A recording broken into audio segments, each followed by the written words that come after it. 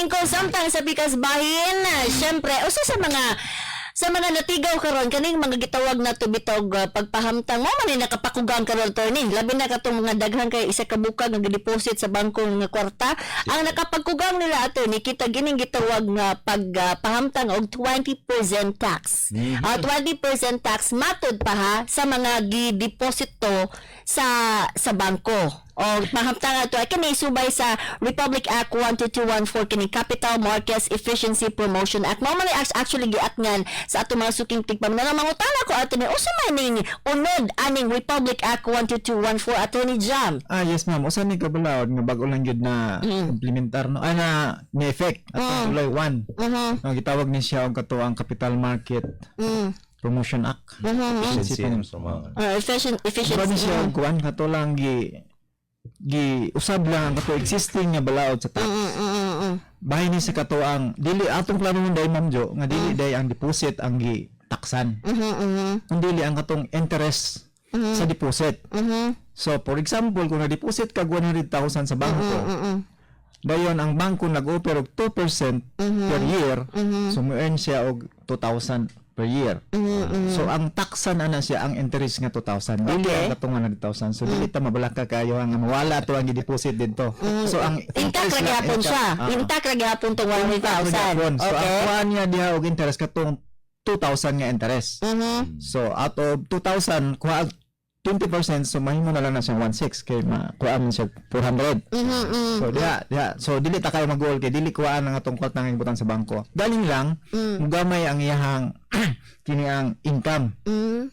Gibuhat ni sa ato ang gobyerno nga balaod aron daw base sa ilahang rason dito nga ma-fair. Tungod kay na naman guna isikistindaan nga tax sa mga interest. Galing lang graduated siya, dili parehas. So katong mga time deposit nga more than 5 years ba to, exempt sa tax. Dayon below 5 years to 3, murag nasa 5% to 10% antod magkadako. So, bot pasabot kung mas dali, mas short term lang yung deposit, mas dako kag tax. So, mo ni na gibuhat nga tax reform ang gobyerno para patas daw. So, regardless of unsa kaduga, unsa kadali ang imong pag-deposit, fair na. 20% ang interest sa imong tax. Klaro na to ni attorney dili ni bag-o. Dili ni bago man no kay ano man kani magong pag-impose og tax sa interest sa ato ang mga deposito sa bangko na-implement na ni gikan pa nitong 1998. Then later on na amend ni pinagi sa bago nga balaod atong panahon na katong train law or train act katong tax reform acceleration and inclusion act no. Dayon kanina pong latest no kanina CMEPA no CMEPA no. Karon lang gi-implementar ni siya ano man or giusab ni siya tungod kay mo lagi na no para mamahimong patas ang pag-imposar sa buwis sa tanan nga mga deposito sa interest sa tanan nga mga deposito o tanan nga mga long-term instruments no nga nasa to ang mga bangko no. Kay matud palagi doon na mo pipila ka mga kaigsoona nato nga mao la may maka-afford nga magbilin sa ilahang mga kwarta des bangko o dili na hilabtan sa dugay kay panahon no. Sabot na to na kanang mga time deposits, mga long-term investments sa bangko nga bisan pa og dagko na kayo, bisan pa og wala ni siya epekto ngadto sa ilahang panginabuhi nga naman tungod kay ilahang magaling gitanugan lang kwarta sa mga bangko. Pero ilawom sa previous mga balaod nagpabilin kini siya nga tax free kay more than 5 years man ang maturity. So ingon ng atuang kongreso pinaagi sa research nga gihimo sa atuang opisina sa presidente, nakita nila nga kinahanglan nga buhisan ni kay ngano man ang existing nga mga buhisan sa interest income sa mga deposito sa bangko ang apektado ang mga middle income o ang mga low income earners no nga dunay nga interesado gi-encourage unta nga mag deposito sa bangko no.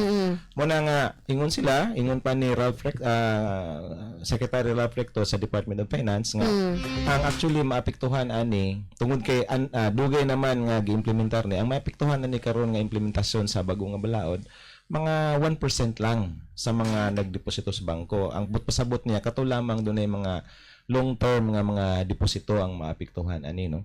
Pero naidaghan nga mga anggulo mangud ni Ma'am Jo, nga mga anggulo ni later na atong hisgutan ni.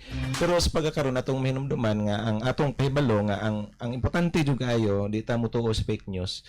Ang importante jud kayo ang buhisan ang interest lang sa tuwang mga deposito ug dili ang ato ang principal ang atong kwarta nga gideposito dito sa bangko no. Tong gingon illustration kani atong deposito 100,000 di na buhisan. Kung dunay income na kay dunay interest nga ato ang ma-enjoy pag humans tuig, kato lamang interest mo buhisan later on. Unya kung 500 pesos ra imong kwarta, interesan pag yun na interest kuan pag yun wala nag-interest ato ni. Iya, kuan gyud na Ma'am Jo no, na gyud ya. Kay ang kuan man ba may kuan siya kani mga short term deposits naman no, savings ug checking. Mo man inana no. Hulog no. Muna ang sunod mo gud na Ma'am Jo, kung panalitan dili mo income og dako ang ato ang mga deposito sa bangko tungod kay first place mubo magyud ang interest rate sa bangko. Tinuod, oo. Plus ang ato ang interest income kuan pag yun og buhis ning mga balaod nga existing nato. Ang sunod diha nga pangutana karon maday ang ayan ibutang nga atong kwarta para nga mo earn sa interest nga ang interest nga iyahang na income na kuha or nigitubo ma-enjoy gyud nato no.